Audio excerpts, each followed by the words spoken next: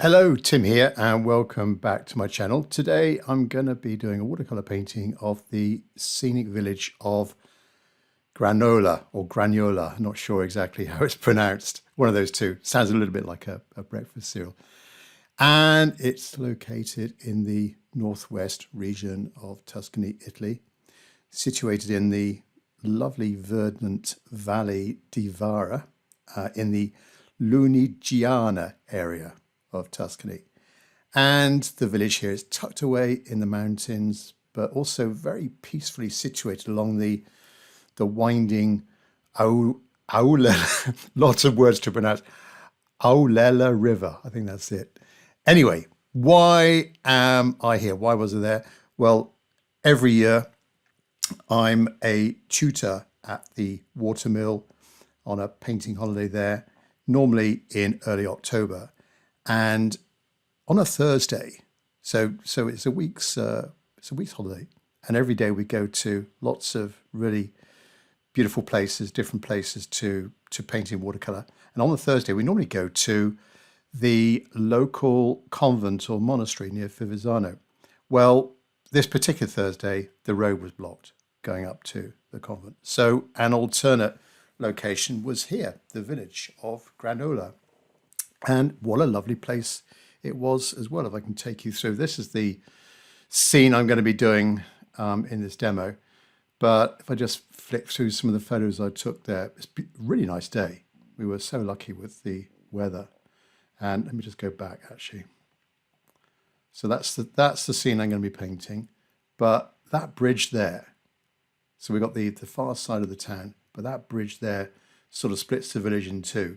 But we've got fantastic views up the valley towards the sun, up towards the Apuan mountains, and then back down the other way.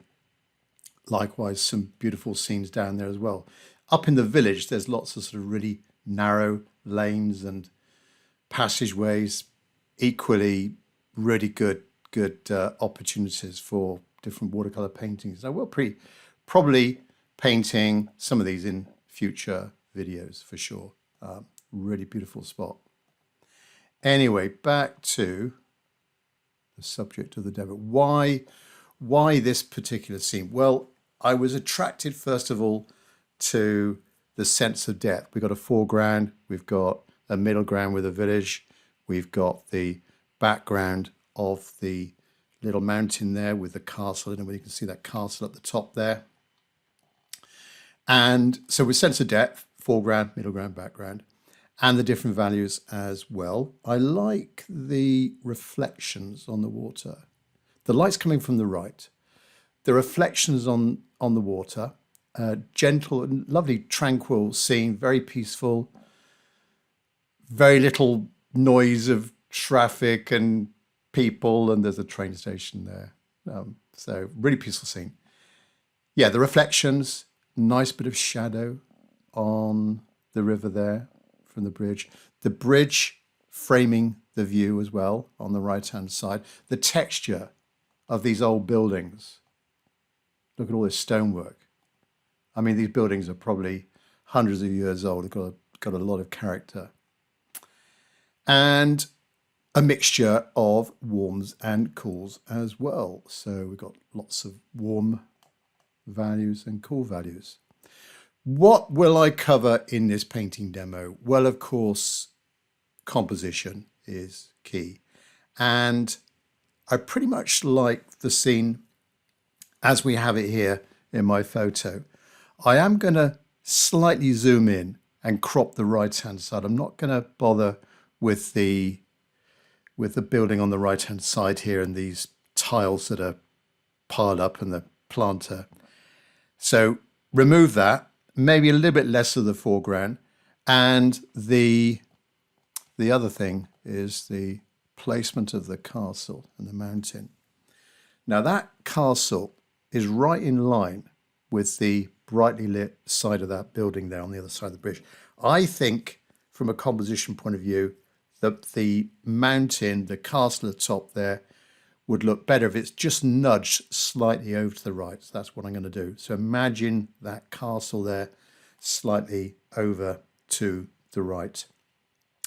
Going to make a feature of these stones, these boulders in the middle of the river. A nice way of sort of connecting one side of the river to the other, and a bit of a journey as well. So we start on this side and we go over and we see those stones punctuating the journey, and then we cross over to the other side. It's going to be an exercise also in values, the light value of the distant mountain, the darker values of particularly the shadow underneath the bridge, underneath the arch there. So it's going to be a mixture of lights and darks. Also, I mentioned already, warms and cools. The warmth of the building there, the brightly lit side, the slightly cooler, shady side of the building, and a little bit warmer in the river there, where we can just sort of see the bed of the river and the reflection of those buildings. It's also going to be an exercise in getting the texture of this old brickwork, these buildings. Not necessarily that yellow building there, but more interesting are these stone buildings and the texture of the bridge, the texture of the foliage in the foreground. These spires of foliage here punctuating showing up against the slightly darker background of the river. So it's quite a nice little exercise to try and depict that foliage, quite complicated foliage, all sorts of different plants and vegetation there, a few little stones around the nearby bank. So I'm going to be going through a complete painting process with you, start to finish. I'll start off with the drawing, go through the wash stage, adding in the darker values and the details. I'll give full commentary along the way also, and I will insert or include and show up this image as I'm going through, just as a reference as we go through when I need to refer back to it. Starting off then with the all-important drawing. Just go over the materials I'm using. I recommend using quality paper like Saunders Waterford, which is what I'm using here in this painting. This is not the high white paper. This is the sort of normal tinted colour of the paper, just slightly off-white.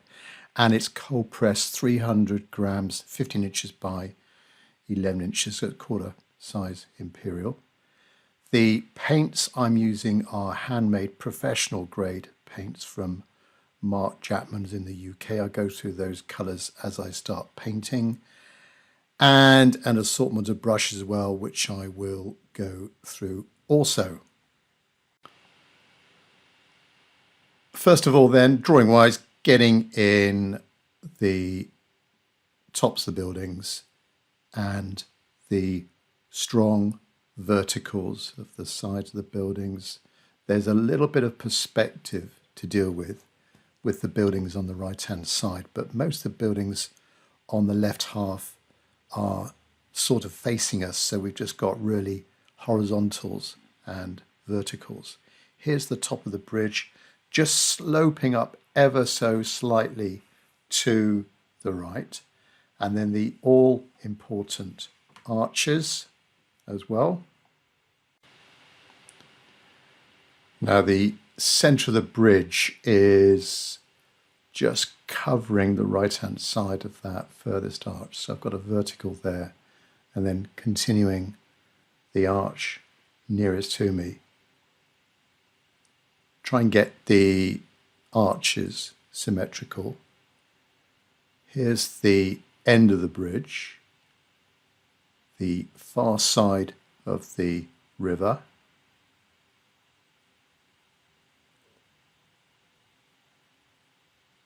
And these boulders I'm going to put into the river.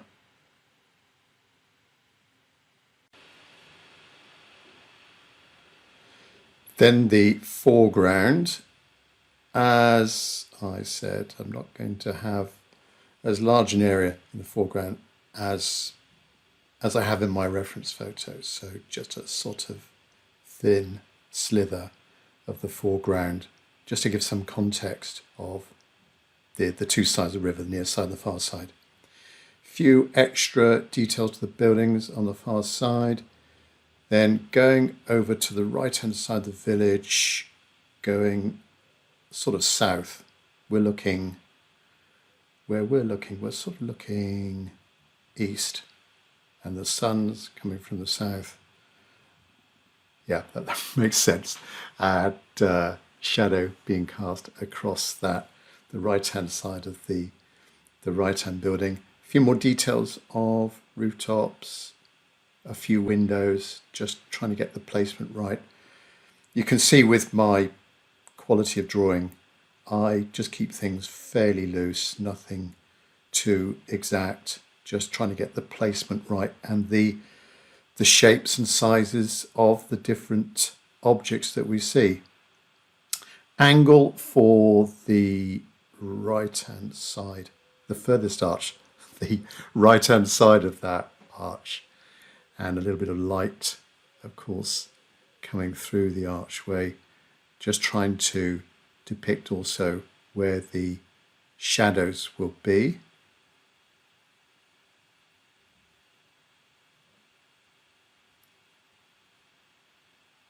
And the edge of the reflections, trying to get them all in line.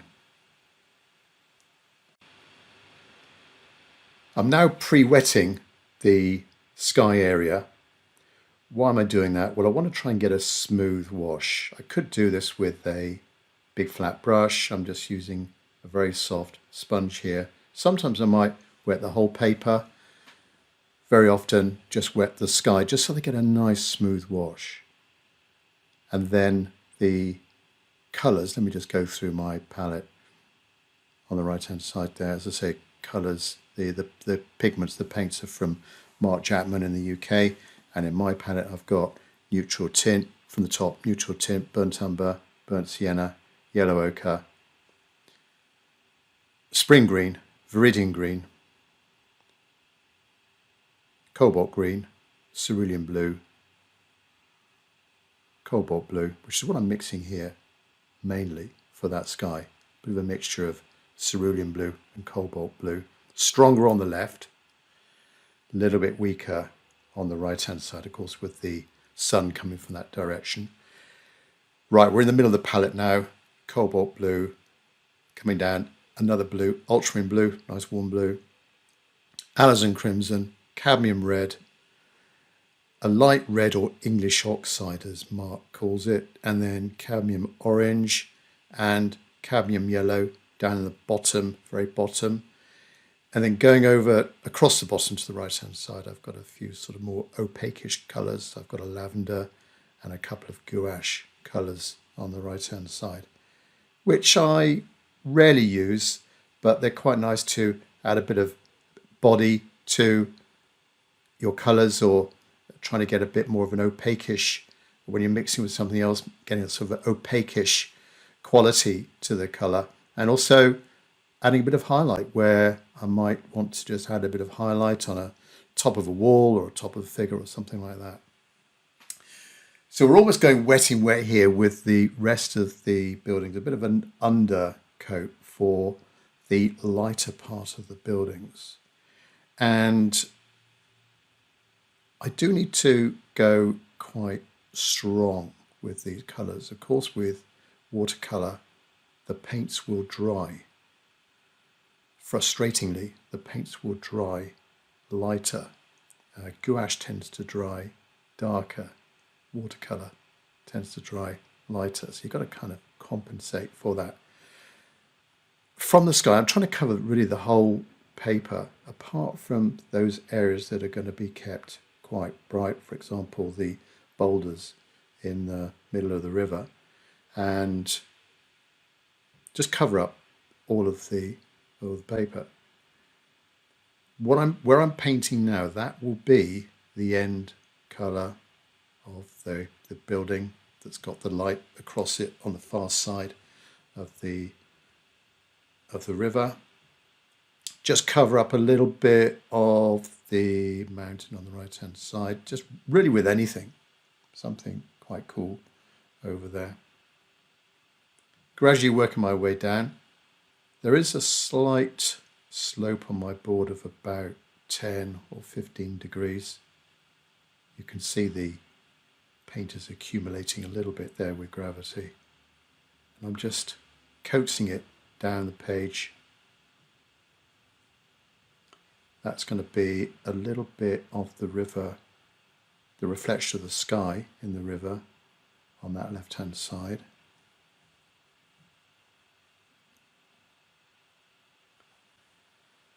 On the left-hand side, the far bank on the left-hand side, there is a little bit of sunlight going in there and a few boulders exposed that are catching light. So I've painted around those, leave them unpainted.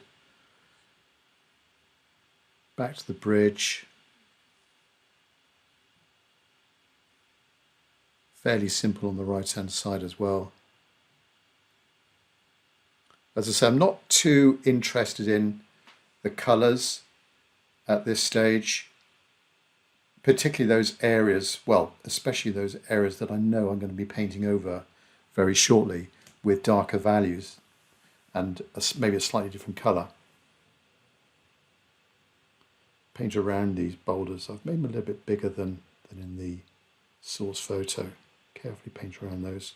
The brush I'm using, my favoured mop brush at the moment is a Tintoretto Series 1407 brush, and it's a size 6. It's a synthetic mop brush, and as you know, watercolour mop brushes, they hold a lot of paint, and they give you, when you buy them certainly, they give you a good point and a good edge as well. Very versatile brush. I find with the Tintoretto brushes, they're very good value for money. They're about 15 quid or 20 US dollars, I guess, something like that. And they're quite durable as well. This brush I'm using now I probably bought it a couple of months ago, and I paint maybe about 3 or 4 times a week. So really durable brush. Now, I've just skipped forward a little bit. The whole scene has dried. You can see it's gone a whole lot lighter there. Do you see? Which is going back to what I said earlier about the watercolor. We had to compensate. We had to go a little bit darker, a little bit more saturated with the color, because as it dries, you lose that vibrancy. Is what all watercolors do. You lose that vibrancy, and the value would just go a little bit lighter. I'm now adding in the darks, so starting with that mountain at the back and the castle at the top, which I think is a wedding venue. One of our party walked up there. We actually went there on this Thursday as a change from the normal agenda of going to the local convent at Fivizzano. And we'd spent the morning there wandering around the village, and I tasked my group with do 3 sketches of the village. So just wander around and do sketch of the village. Could be a river view, town village view, cars, shops, whatever. And then we would retire back to the studio at the watermill and paint one of those scenes. And as you see, we had lovely weather. One of our party who was a non-painter, so the watermill, of course, is for painters and artists, but also their partners as well. And one of the painters' partners took a trip up to the castle at the top there, and it's a lovely spot. Fantastic views. You can imagine hundreds of years ago, medieval times, it commanded a lovely view of the river and the valley, almost with like a 360-degree view of the whole area. But quite a nice walk up there, as I understand, and great views of the top, and this castle, which I'm very simply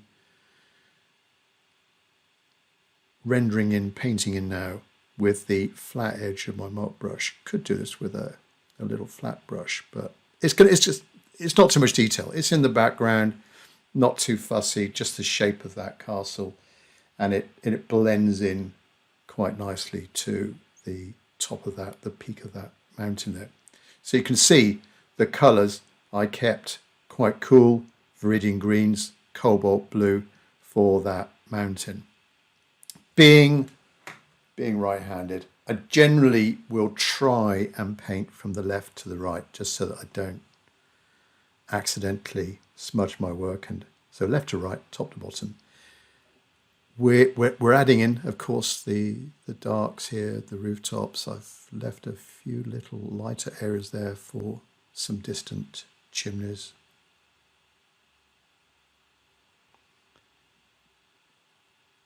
So this is a light red and a cadmium orange for the roof of this yellowish building, if I could call it that. So it's quite different from the other buildings. A lot of the other buildings were featured this really old stonework, and the stones there, all sorts of different colours and shapes. Fantastic character to them, but this yellow one sort of stood out in a way. And well, I'll just continue on over with this colour for the terracotta rooftops.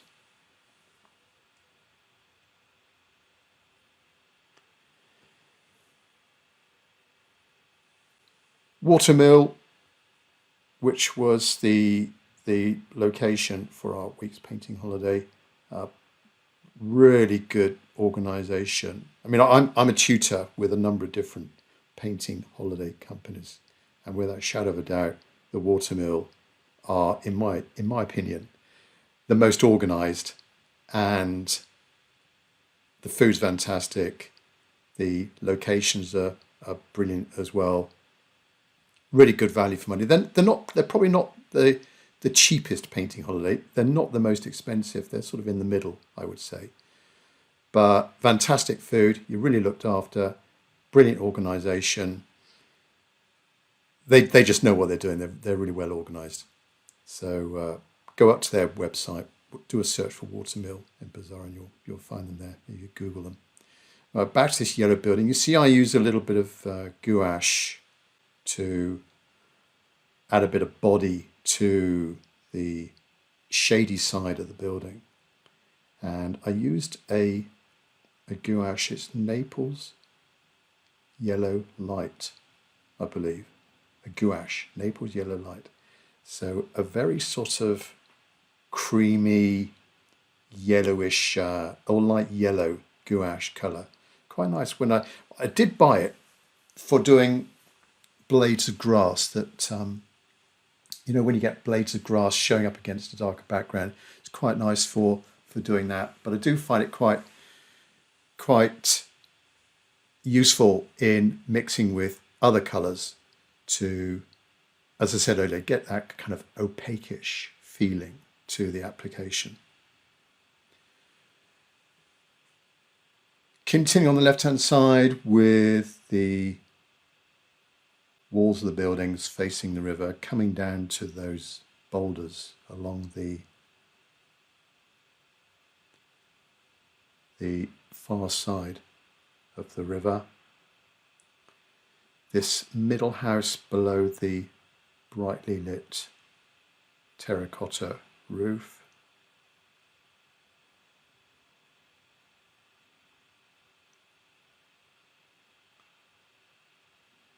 Notice with my brushwork, I'm going in at different angles as well.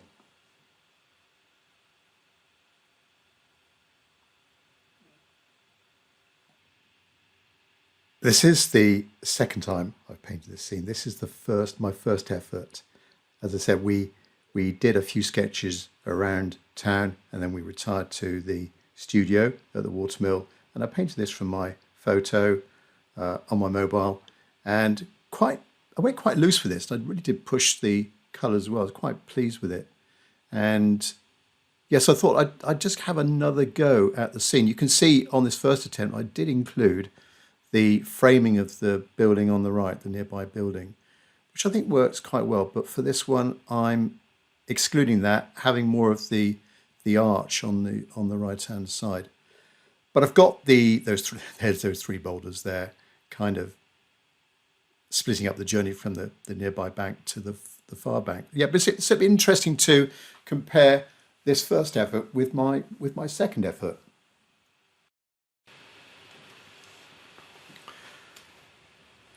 Just add a little bit of texture to the boulders on the far shore and come along over to the right, going down to that shoreline. Ultramarine blue, cobalt blue, keeping it fairly cool on this side. We've now got the sort of main building in the middle. Starting with the background buildings, just a little bit of shadow for those. Down to the top of the red roof.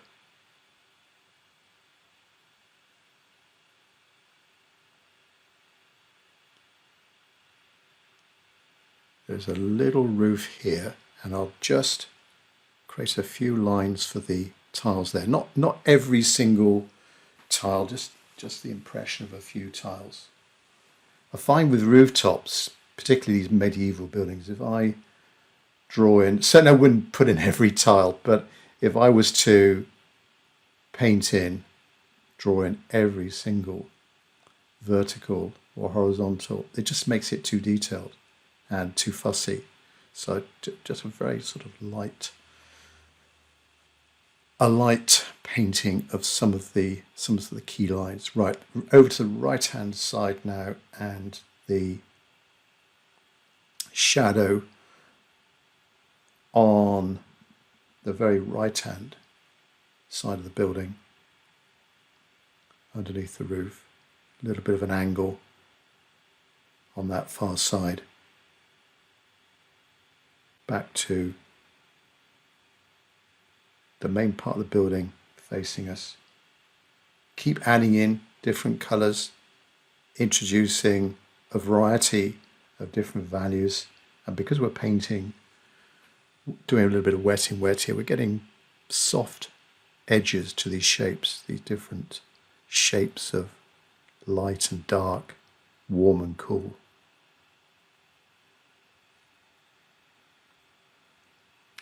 A tiny bit darker coming down towards the bottom. I will be, when this is dry, I will be going in with some darker values just to enhance some of the texture of the stonework, and also give a hint at some of the foliage, some of the ivy or vines that are growing up the wall on the far side from the top of the shoreline. Reflections then, warm reflections.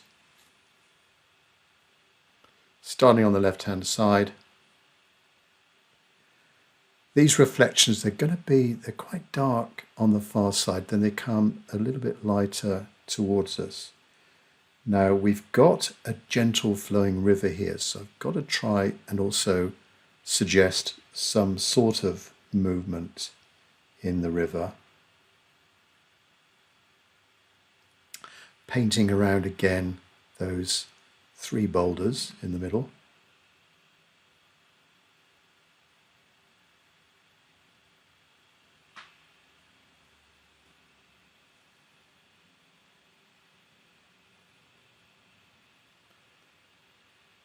Connect with the buildings, the shadow of the buildings. We get a little bit of a soft transition there. Picked up a bit of burnt sienna.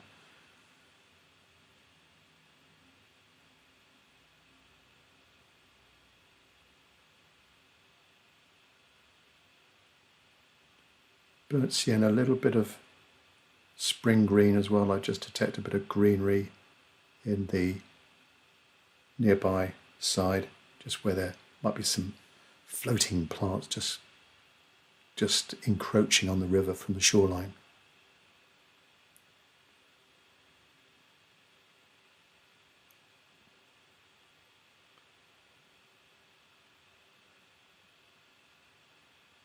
Burnt sienna, yellow ochre, bit of spring green as well. In places it's a sort of greeny brown, this reflection. Like the stonework above, I'm trying to alter the colours a little bit. There's the bottom of the middle support of the bridge. That area there, just below the bridge, a lot of that will have a dark shadow across it, so I don't need to be too concerned with that. Right, nearby shoreline, picking up this spring green. It's a really nice spring green from Mark Jatman's, and it's like a middle green, but quite bright. And I've used a little bit of yellow, a bit of cad yellow, just to push it even more, go even lighter, more of a yellowish green. So a combination of those two, quite thick, not too much water on the brush.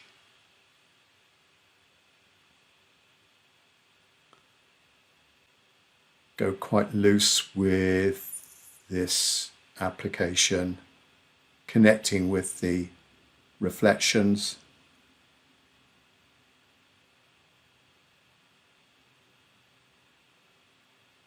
A few diagonal lines because of the direction of the sun, just try and emphasize that a little bit with the, when I put in the shadows and those green lines, just to try and emphasize the direction of the light. And then over to the bottom right corner, which just adding a very dark shadow there. Keep it nice and soft, very loose. It's not important down the bottom right corner, just to suggest something going on there. Next will be the bridge. Ultramarine blue, burnt sienna, quite thick. I'll try and keep the bridge cool, so predominantly a blue rather than the burnt sienna dominating, and then getting that strong edge across the top. Little bit of light on the right hand side where the sunlight is just hitting the top. Like the stonework of the buildings, I'm sort of stabbing or dabbing the brush on the paper to try and get a little bit of a feeling of the different values and texture of the stonework. Down to the water's edge. I very often use my fingertips to move the paint along as well, smudge things a bit, merge, lift off a little bit as well.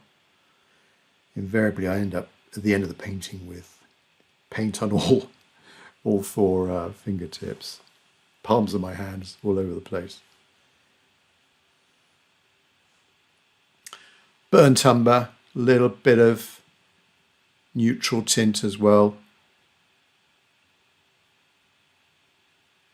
Neutral tint is not a commonly used darker pigment.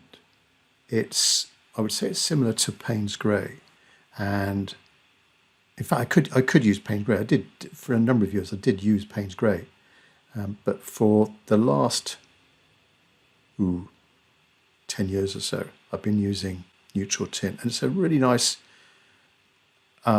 pigment to get those instant darks, and especially when you add it with something else, just to make it a little bit more interesting, so it's not sort of charcoaly grey.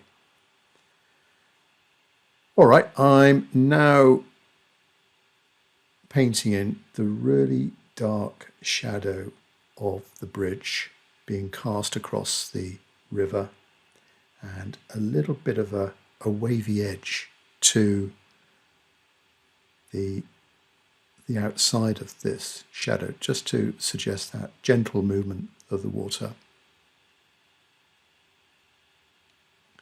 Connect with the central support of the bridge as well.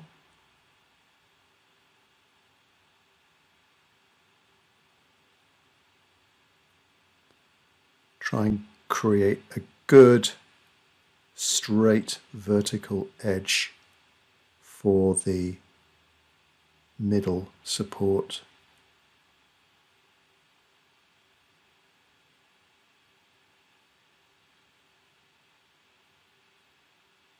And then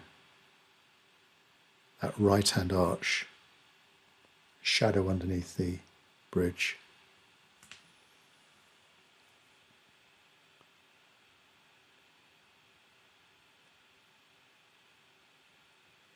Now that warm, little bit of warm shadow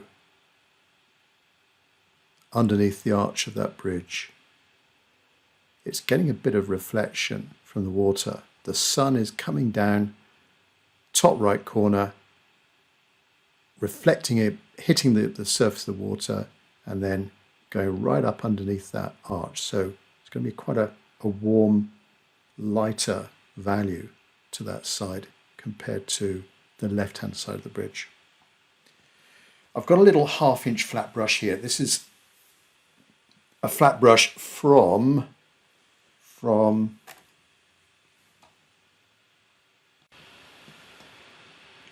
Raphael, and it's the Soft Aqua range. In fact, I did used to use the Soft Aqua mop brushes, but I tend to use the Tintoretto now. So this is a 1/2-inch Raphael Soft Aqua. Quite nice to get a good edge here. And what I'm doing here is emphasizing some of the distant trees, just picking up on some of the form of those trees on the hillside where we've got a little bit of a hard edge against a lighter top of a tree. It's also good for doing windows as well at an angle. Creates that nice sort of rectangular shape of a window.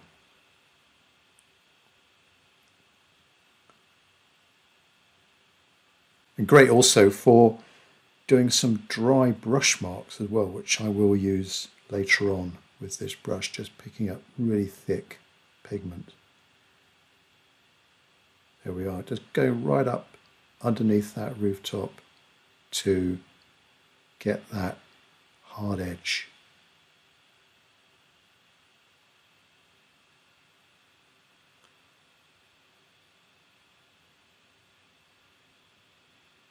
Two columns of windows on the main building facing us, and then a couple of windows on the lighter side of the building.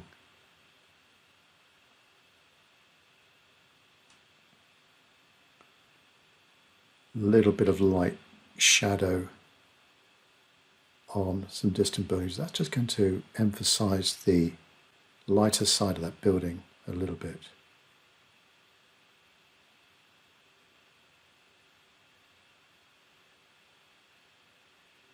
The surface of the bridge is still a little bit damp, but using this flat brush, that sort of flicking motion, I'm just again moving the paint around a little bit before it dries, just to get the feeling of that texture. A little bit of dry brush marks on that far side. Make the shoreline a little bit darker as well on that far side.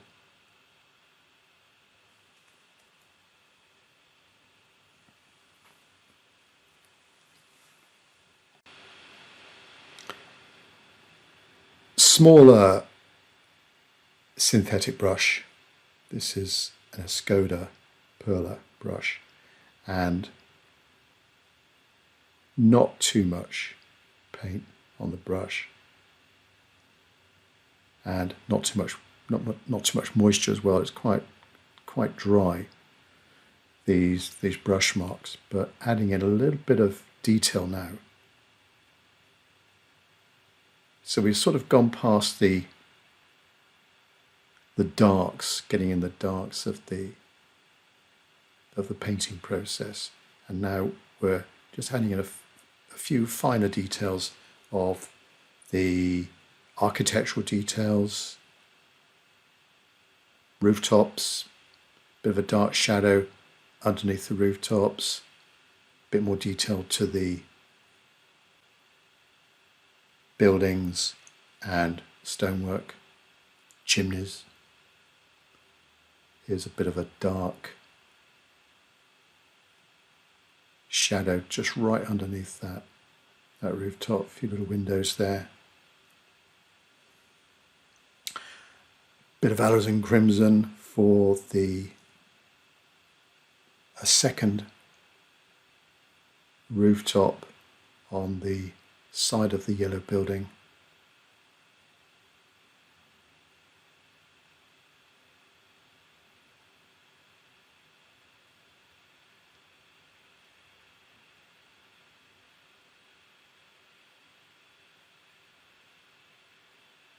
Couple of windows on the yellow building, not too perfect. Couple just below that roof.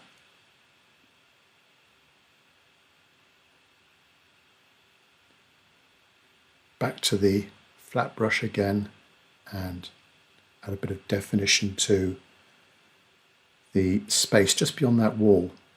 Just at the bottom of the yellow building, there's a sort of courtyard there where a number of our party were painting in there, the narrow passageways and the square there.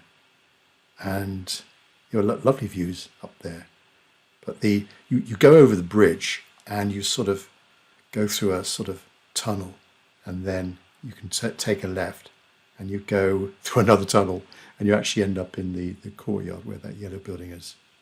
Shadow on this middle red roof. And that's the main shadow being cast. It's a cast shadow from the taller building to the right, the main building, slap bang in the middle. Shadow underneath the rooftop there.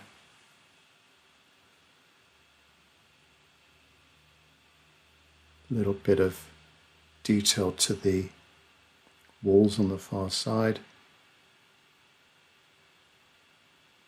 Just a few little dabs here and there.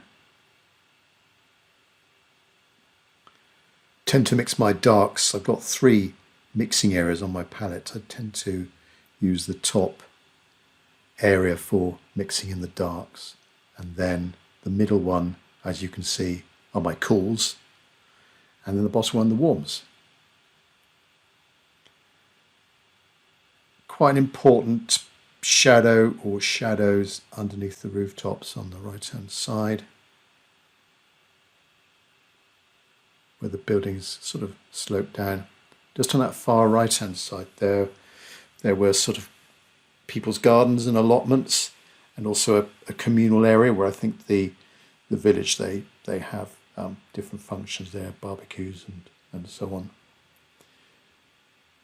Right, a bit of foliage now with again the flat brush and flicking up from the back of the sort of like a sort of beach really, these boulders on that far shoreline, going up the wall, this sort of foliage or climbers, vines, something like that, going up the wall.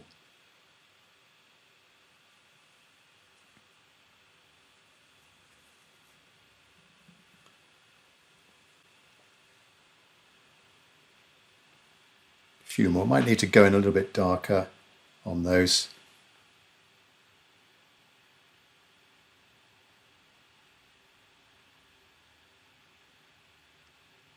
Not much water on the brush, just gently brushing the surface.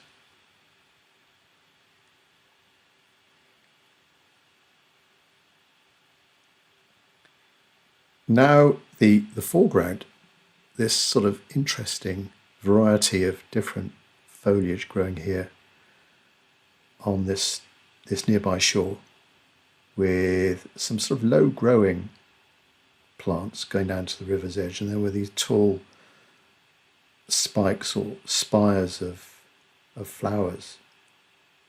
I guess they they have flowered some time ago, and we're just left with the sort of stalks of these, the spikes of this plant.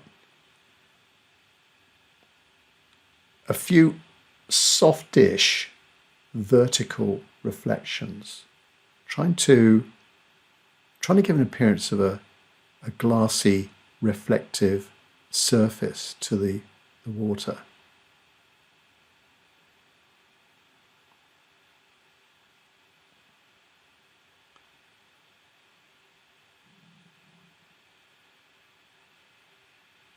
A few darker marks on the top of the bridge. Back to my little Escoda.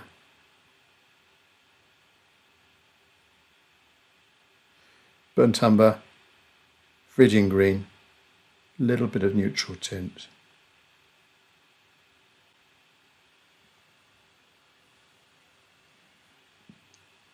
Some extra marks just to try and depict some of those boulders on the far side.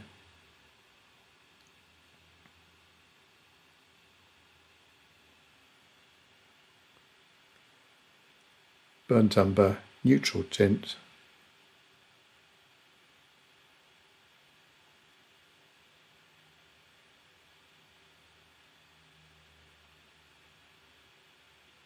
Underneath the bridge, try and strengthen up that left-hand side of the arch just a little bit. And it's a tiny bit darker, that brightly lit underneath the arch there, just a little bit darker on the left-hand side.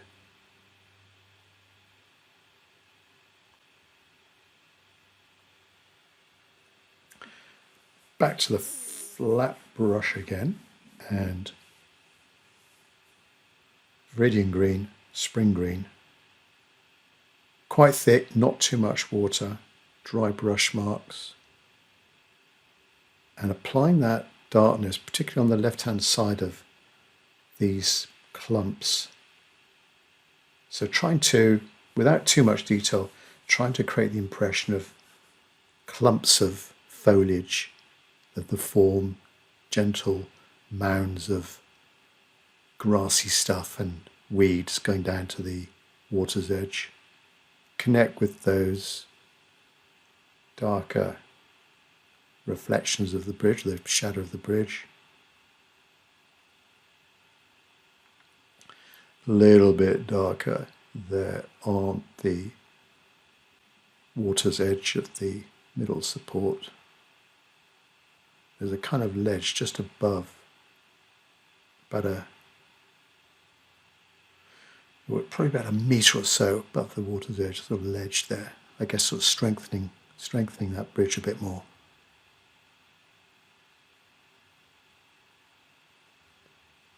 That's the reflection of the left-hand side of the bridge.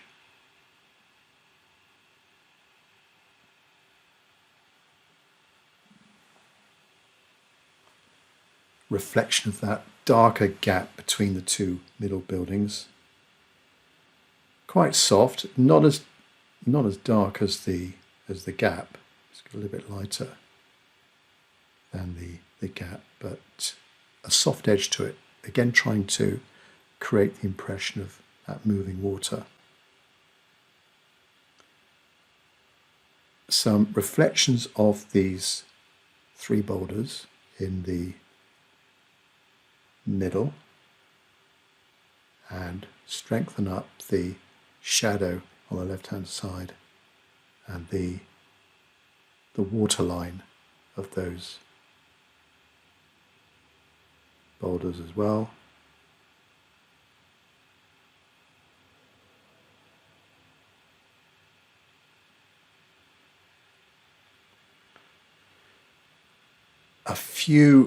just a few lighter lines, horizontal lines, again to suggest that flow of the river, bit of movement in the surface.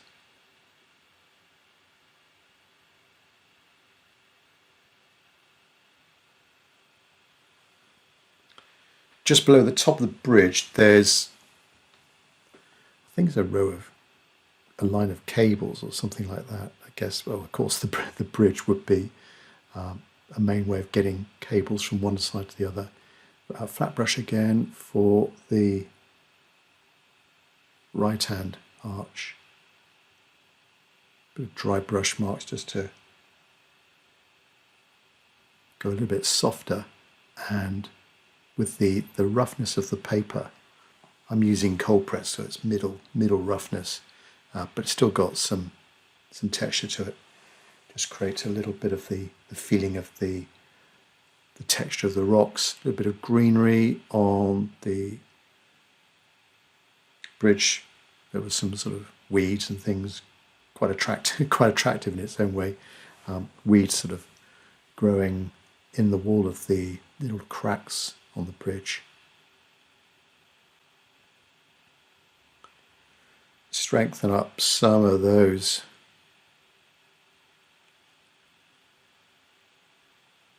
The background wall as it hits those boulders. They're beginning to stand out just a little bit more now.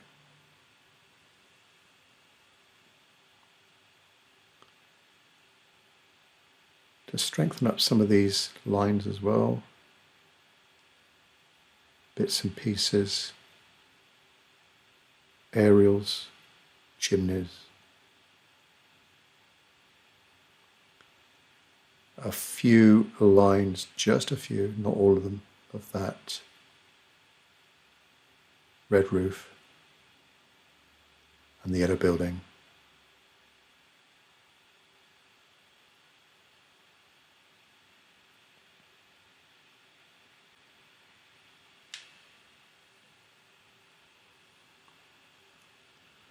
Spring green,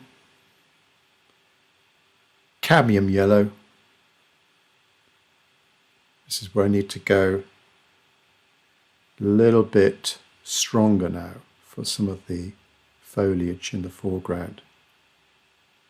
So I'm really trying to eke out some of the pigment here, not too much. Water on the brush. Now that's not really strong enough. I need to, particularly where we've got just there, where I've got the darkness of the shadow being cast from the bridge, that's an ideal place to have these little pops of light green of the foliage, these taller, spiky spires of foliage and stalks and blades of grass, whatever. So I need to go quite thick, and sometimes I will use a little bit of white gouache or a gouache to add to this, just to get that extra opaqueness and thickness. So it's not.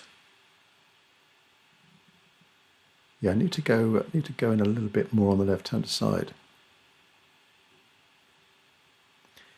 Back to my flat brush and some lavender here to get in the shadier side of these boulders.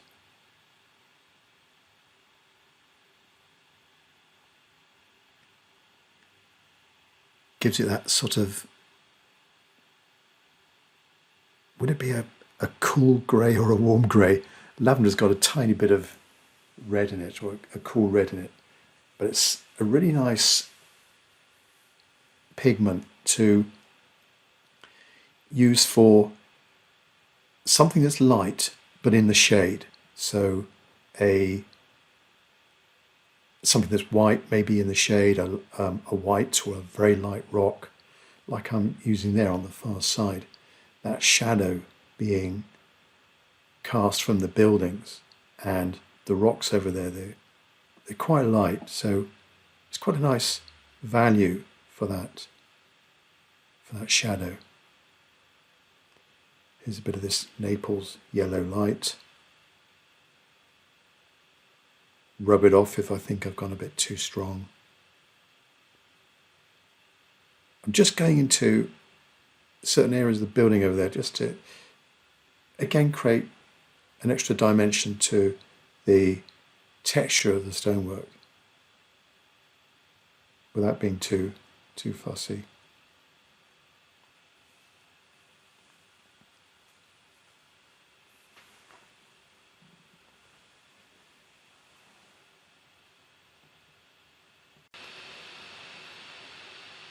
Viridian green. Apply some darker marks to some of this foliage. And that's actually showing up quite well against the lighter reflection. But I do want a few lights in there.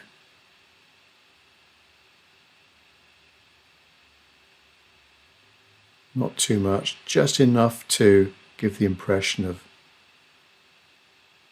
some sort of foliage here in the foreground.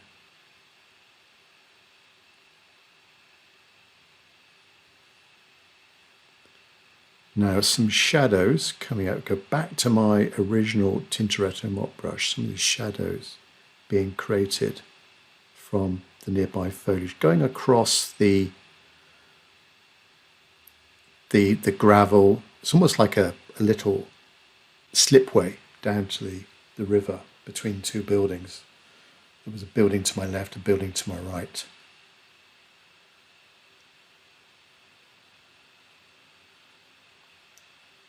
Again, it sort of emphasizes the direction of the sunlight in a way.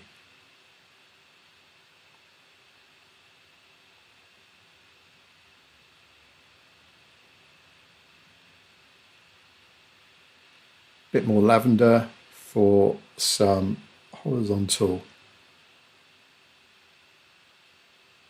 lines across the far side there. Do a few more vertical reflections, just a little bit, again quite dry, not too much water on the brush.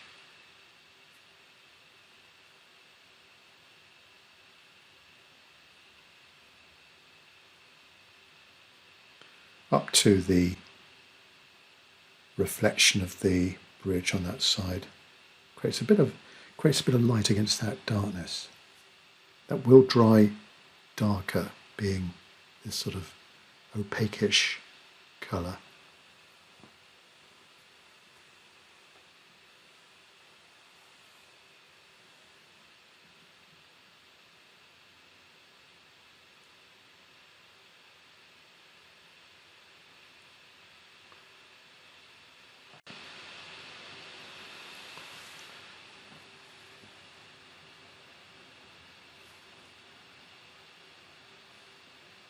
To strengthen up the shadow below the rooftops on that yellow building.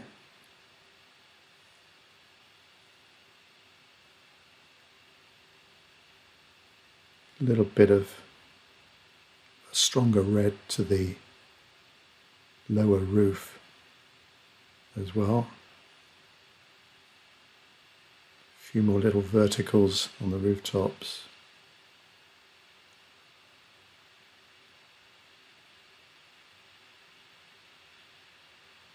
And some sort of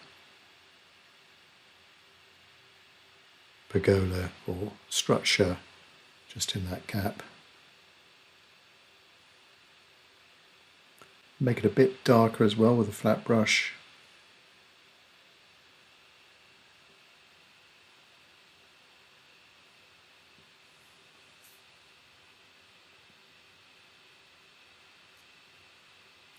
Break up that darker with something light as well.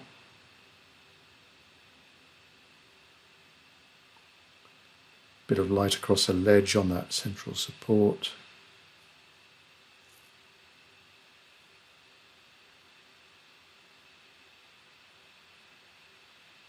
It's a little bit lighter on the edge of the archway, so I'll just add in a bit of that gouache there and then smudge it in, trying to get a soft edge to that lighter area.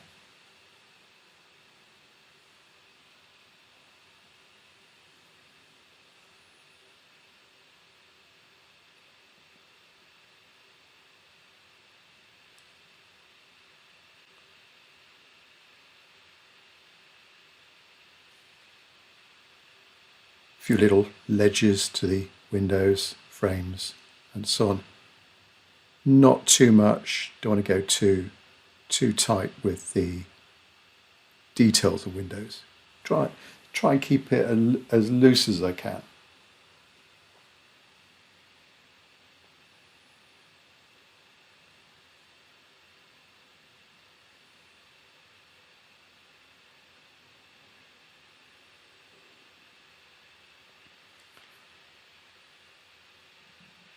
I still need to strengthen up some of the foliage in the foreground. So let's now go in with a mixture of spring green and white gouache and cadmium yellow. I think that trio might just give me that lighter, thicker colour, shade of green for some little vertical marks in the foreground. That's better.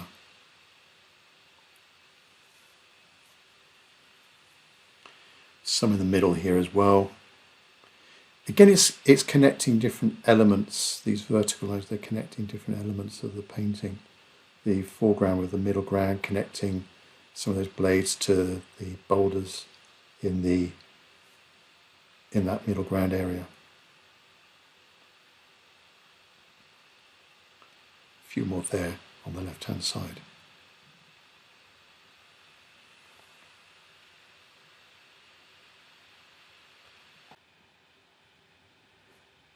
As I normally do at the end of the painting process, do a little bit of a self-critique, see what went okay, what didn't go okay, could I improve on anything. Just to summarise then, the location is Gragnola, something like that, in northern Tuscany. And what attracted me to this scene was this beautiful village and the sense of depth. We've got the foreground, we've got the middle ground of the main part of the village itself, and then the distant mountain and fortress at the top. As regards composition, I moved that castle just slightly to the right. I think that works. I omitted the framing on the right hand side of the building, and instead I had the little archway there. I made the foreground a little bit shallower, less of it. I want to concentrate really on these buildings on the far side of the river and the texture of those stones on those buildings and the bridge itself. We've got a mixture of, we've got a contrast of warms and cools. So a little bit of the warmth of the sun hitting that right hand side of the building, the coolness of the shadows coming down to the river on that left hand side of the building and the left hand side of the bridge. The reflections, these warm reflections as well of the far buildings, the boulders. Let's zoom into the boulders in the middle there, serving to just punctuate that journey going across the river. Using a number of different watercolor techniques. So, of course, a wash for the sky, a lot of wet in wet as well, with the initial laying down of the wash, going in with then dry in wet, trying to get those hard-edged mixture of edges. So where have we got an edge? Well, I've got a bit of a hard edge there, just underneath that rooftop. Softer edges, that's a soft edge there between the bridge and the wall. Dry brush marks as well, using that flat brush predominantly, that flat brush to give nice vertical dry brush marks like that one there, for example, or this lavender down here. And then using some thicker opaquish paint for the foliage as well in the foreground. Zoom into that. Not too much, don't overdo it, but just enough to give the message of some different foliage there in that foreground, and different types of foliage as well. punctuating the darker background beyond, or some darks there, some darker marks against the lighter reflections in the water. Hope you liked it then. Gragnola in northern Tuscany. Catch up with you on the next video. Bye-bye.